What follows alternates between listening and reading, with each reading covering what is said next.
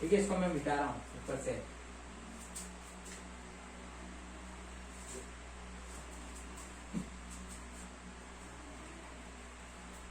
जब अंत श्वसन के समय पसलियां बाहर की ओर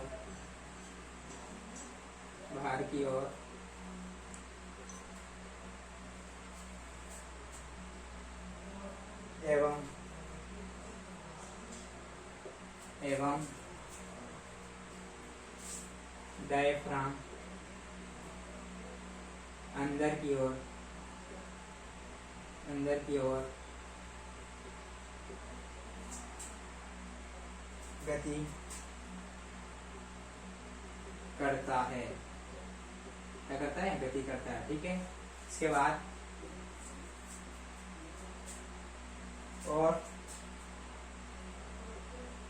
इसके साथ ही लिखना, और वक्ष गुहा का आयतन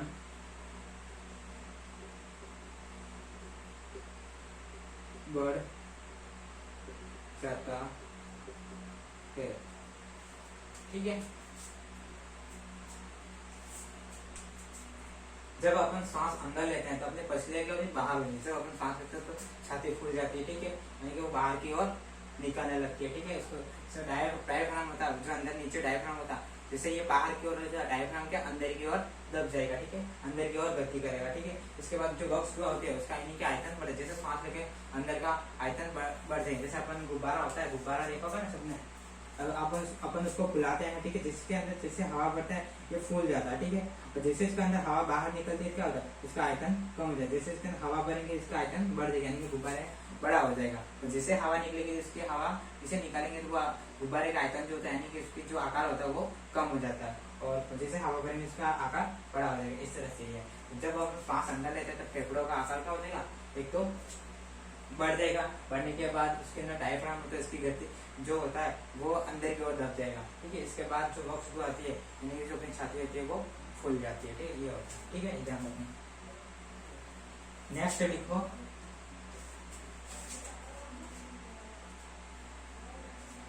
उच्च श्वसन।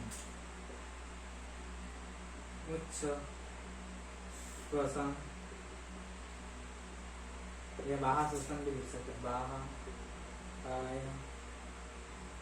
श्वसन।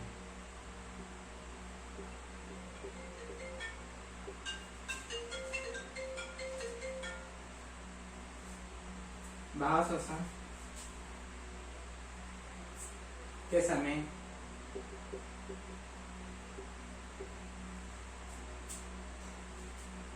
पसलियां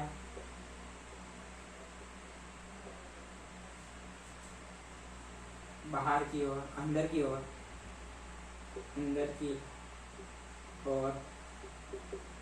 एवं डायफ्राम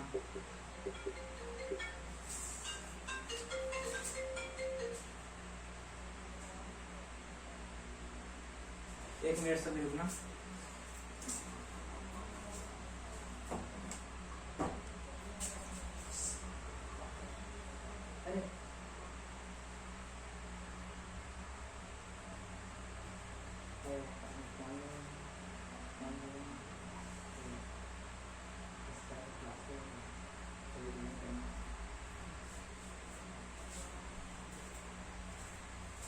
डायफ्राम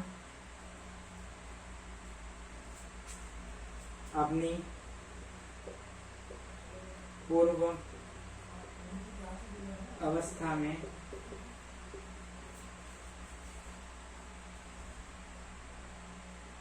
आ जाते हैं, यानी कि जिस तरह से पहले थे उस अवस्था में।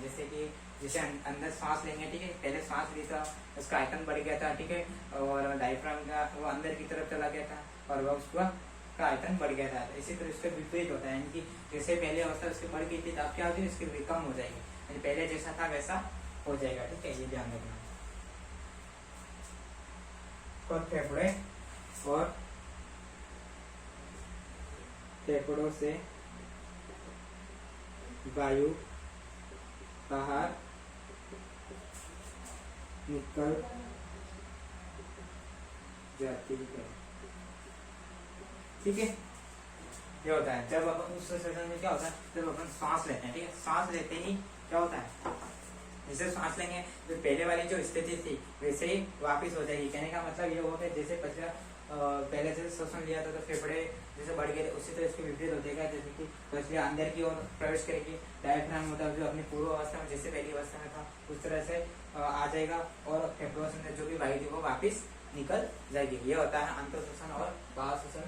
इस तरह से ये श्वसन प्रक्रिया बार बार निरंतर चलती रहती है। अपने समय के अनुसार ये जैसे अपन दिन होता है या रात होती है, अपने प्रक्रिया यानी 24 घंटे चलती है। आप सोते हुए, काम करते हुए, किसी भी वक्त अपने श्वसन प्रक्रिया इस प्रकार चलती रहती है। लेकिन इसे होता है मानव श्वसन तंत्र, ठीक है, यानी कि मानव का श्वसन की प्रक्रिया जिस प्रकार चलती है उसे कहते हैं श्वसन तंत्र, ठीक है, श्वसन तंत्र कहते हैं, मानव श्वसन तंत्र। इस प्रकार ये सारा इसको नोट कर लो, और ये चित्र के माध्यम से मैंने सारी चीजें यहाँ से श्वास जब प्रवेश करेंगे अंतर श्वसन बोलेंगे, तब बाहर निकालेंगे उसे बाह्य श्वसन बोलेंगे। ठीक है, ये होता है बाह्य फेफड़ा, ये हो गया डायाफ्राम। ठीक है, नीचे होता है डायफ्राम। ठीक है, इस गोल वाले बिंदु को क्या बोलेंगे, जो ये जो जालीनुमा दिख रहा है उसे एक तो ये होता है, ठीक है, ये होता है एक तो ये कोपिका होती है। ठीक है, ये वाली जो मान लो क्या बोलते हैं इसको अपने, ये जाल बना हुआ ना, जाल के बाद ये जैसे नलियां निकली होती है उसको बोलते हैं कोपिका। क्या बोलते हैं, कोपिका। और जो ये जाली बनी हुई जाल होता है यानी कि अंदर जो नसें बटी होती है उसको क्या बोलते हैं, बोकिल। यहाँ पे लिख देता हूँ, यहाँ पे लिख देता बोकियोल।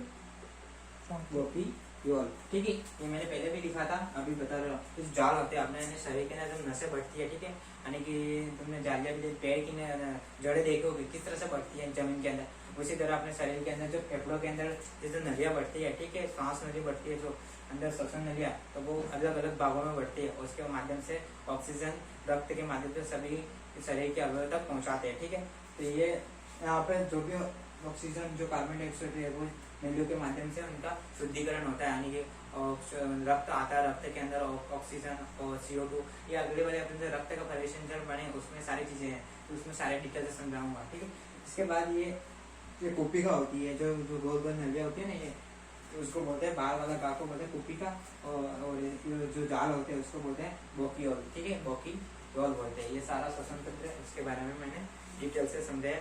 और ध्यान रखना, ये आज जो इतना भी पढ़ा है इसको आप नोट डाउन कर लेना, ये आज का तुम्हारा होमवर्क है। ठीक है, और ये अपने आज अपन ने पढ़ा था मानव श्वसन तंत्र। ठीक है, और धन्यवाद, आज इतना ही, और आगे नेक्स्ट क्लास अभी थोड़ी देर में होगी, जो भी होगी अपने एप्लीकेशन ऐप पे सूचना दी जाएगी, जो भी नेक्स्ट अभी क्लास होगी। और ठीक है, धन्यवाद, जय हिंद, जय भारत।